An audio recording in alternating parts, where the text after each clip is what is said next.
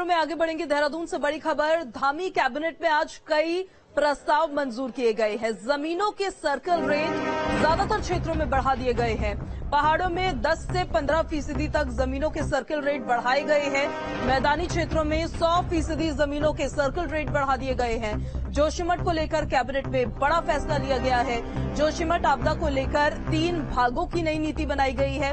इसके साथ साथ जो लघु उद्योग होते हैं यानी कि एमएसएमई के तहत अब आवेदन ऑनलाइन होंगे।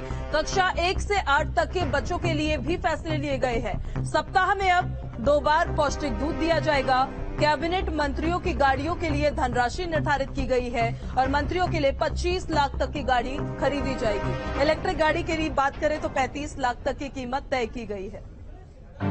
मुख्यमंत्री पुष्कर सिंह धामी की अध्यक्षता में मंत्रिमंडल की बैठक हुई। कैबिनेट बैठक में कई अहम फैसले लिए गए। स्टार्टअप नीति 2023 को मंजूरी दी गई। उत्तराखंड ने भी जितने भी प्रदेशों की बेहतर सबसे बढ़िया नीतियां थी उनका अध्ययन करके जो सबसे चंगे बिंदु थे, अच्छे बिंदु थे, वो लेके हमने अपनी स्टार्टअप नीति अप्रूव की है।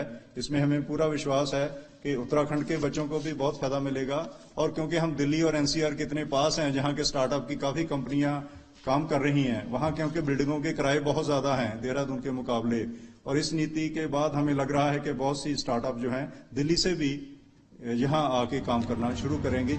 साथ ही अगले विधानसभा का सत्र 13 से 18 मार्च के बीच गैरसैंण में होगा। धामी कैबिनेट के अहम फैसले की बात करें तो गैरसैंण में होगा विधानसभा का सत्र। 13 से 18 मार्च के बीच होगा विधानसभा सत्र। उत्तराखंड में स्टार्टअप नीति 2023 को मंजूरी मिली है। मसूरी में मल्टी स्टोरी पार्किंग बनाई जाएगी। प्रिंसिपल के रिटायरमेंट की अवधि 65 साल कर दी गई है। उत्तराखंड में जमीनों के सर्किल रेट 10 से 15% बढ़े हैं। मैदानी क्षेत्रों में 100% सर्किल रेट बढ़े हैं। पर्यटन के लिए इको टूरिज्म समिति बनाई गई है। एमएसएमई के तहत अब आवेदन ऑनलाइन होंगे। देहरादून में न्यू मेट्रो की लाइन को लेकर फैसला किया गया है। वहीं जोशीमठ को लेकर कैबिनेट में बड़ा फैसला लिया गया है। जोशीमठ आपदा को लेकर सरकार ने नई नीति बनाई है। व्यावसायिक भवनों को लेकर 5 स्लैब बनाए गए हैं। उसी हिसाब से सरकार भूमि का मुआवजा देगी। जोशीमठ आपदा को लेकर बड़े फैसले की बात करें तो जोशीमठ आपदा के लिए 3 भागों में नीति बनाई गई है।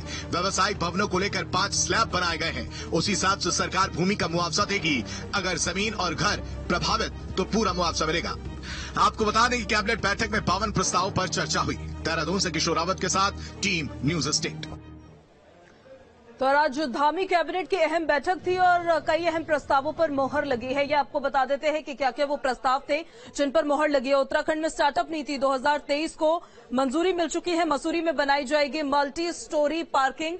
इसके अलावा आपको बता दें कि सिविल कोच परिसर खटीमा से जुड़ा प्रस्ताव एक था, उसको पास किया गया है। वकीलों को लीज पर 90 साल के लिए जमीन दी जाएगी, ये फैसला लिया गया है। आयुर्वेदिक महाविद्यालय के प्रिंसिपल से जुड़ा प्रस्ताव भी मंजूर कर लिया गया है। प्रिंसिपल की रिटायरमेंट की अवधि 65 साल कर दी गई है। कैबिनेट मंत्रियों की गाड़ियों के लिए धनराशि अब निर्धारित कर दी गई है और मंत्रियों के लिए 25 लाख तक की गाड़ी खरीदी जाएगी। इलेक्ट्रिक व्हीकल अगर होता है तो इलेक्ट्रिक गाड़ी के लिए 35 लाख तक की कीमत निर्धारित की गई है। उत्तराखंड में जमीनों के सर्किल रेट अब बढ़ाए गए हैं। आपको बता दें कि पहाड़ों में 10 से 15% जमीनों के सर्किल रेट ये बढ़े हैं, लेकिन मैदानी क्षेत्रों में 100% सर्किल रेट बढ़ाए गए हैं, जो रजिस्ट्रेशन में फीस को बढ़ाएगा। पर्यटन के लिए इको टूरिज्म समिति बनाई गई है। एमएसएमई यानी लघु उद्योग के तहत अब आवेदन ऑनलाइन होंगे, ये फैसला लिया गया है। देहरादून में न्यू मेट्रो की लाइन को लेकर भी फैसला लिया गया है।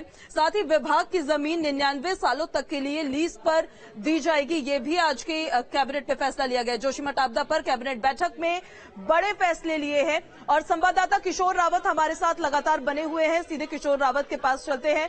किशोर, आपके पास आएंगे। आज कैबिनेट की अहम बैठक थी, कई अहम प्रस्तावों पर आज मोहर लगी है, प्रस्ताव पास हुए हैं, लेकिन आमजन ये जानना चाहेगा ये जो प्रस्ताव आज पास हुए हैं ये प्रदेश की दिशा दशा कैसे बदलेगा, पहली चीज। दूसरी चीज, आमजन पर कितना प्रभाव डालेगा, कैसे डालेगा? देखिए, आज जो कैबिनेट थी काफी मैराथन कैबिनेट थी, जिसमें 52 प्रस्तावों पर कैबिनेट ने अपनी मंजूरी दी है। इस पूरे कैबिनेट के 52 फैसलों में 5 सबसे महत्वपूर्ण है, जो कहीं ना कहीं सीधे तौर पर आम लोगों को इफेक्ट करेंगे। इसमें सबसे महत्वपूर्ण जो है वो जोशीमठ आपदा को लेकर फैसला किया गया। उसमें यह बताया गया कि जिनके व्यावसायिक मकान है उनको मुआवजा दिया जाएगा, वो किस दर पे दिया जाएगा। इसके साथ ही अगर जिनके निजी मकान है उनको किस आधार पे दिया जाएगा। अगर भूमि लेना चाहते हैं वो भूमि लेंगे, अगर नहीं तो मुआवजा दिया जाएगा, क्योंकि काफी महत्वपूर्ण था और इस पे प्रधानमंत्री तक इस पर काफी चिंतित है, इसलिए इस फैसले को काफी महत्वपूर्ण माना जा रहा है। दूसरा सबसे बड़ा महत्वपूर्ण फैसला यह है कि उत्तराखंड का जो आगामी बजट सत्र है वो गैरसैंण में आयोजित किया जाएगा 13 मार्च से 18 मार्च, यानी 2023-24 का जो बजट होगा उसमें, क्योंकि बजट में क्या चीजें महंगी होंगी, क्या चीजें सस्ती होंगी, किन चीजों पर रियायत मिलेगी, किन चीजों पर रियायत नहीं मिलेगी, उत्तराखंड के जो बजट है उसमें किस तरीके से योजनाओं पर पैसा खर्च किया जाएगा, वो जो बजट है वो गैरसैंण में आयोजित किया जाएगा।